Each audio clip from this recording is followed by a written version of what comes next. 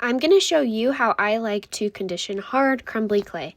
Oftentimes, if we purchase clay online, we have no way of knowing if the clay is soft or if it's an old batch that has gotten hard and crumbly and just not workable.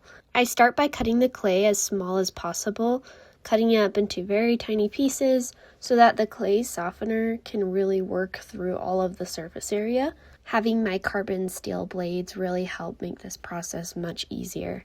And then I'm going to add it to a plastic bag. This is optional, but I do think this step helps quite a bit.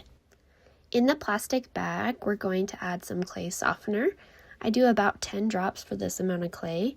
And then we're also going to add some liquid translucent clay.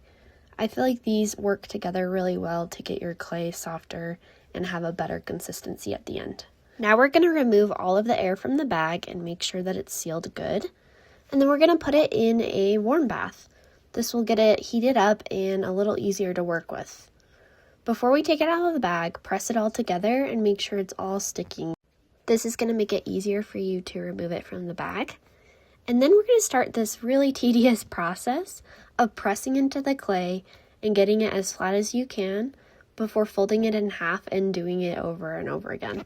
I recommend standing during this so that you can really use your body weight to press into the clay and put less strain on your shoulders and your wrists. Use a heat gun if you'd like to help get it warmer. It makes it a little bit easier to work with. And then we're going to get it as flat as we can so that we can run it through our clay machine. Make sure your clay machine is clean before you do this. You don't want any previous clay transferring onto your translucent clay. Change your clay machine to a 1. This will allow for the most space for your clay to pass through.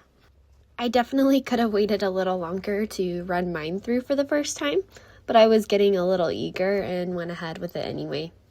So it's going to look like this. It's going to be crumbly. It's going to not have a perfect run through, and that's okay. We're just going to keep repeating our process of folding it in half and running it through the machine until we get to the consistency that we want.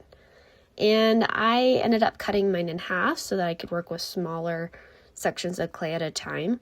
When I run mine through, I like to have the seam on the right or the left, not on the top or the bottom.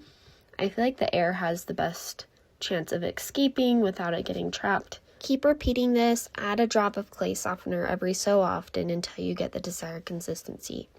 And soon enough, you'll get to the desired consistency that you want and your clay is now workable. I hope that this was helpful. If you have any questions, please let me know in the comments.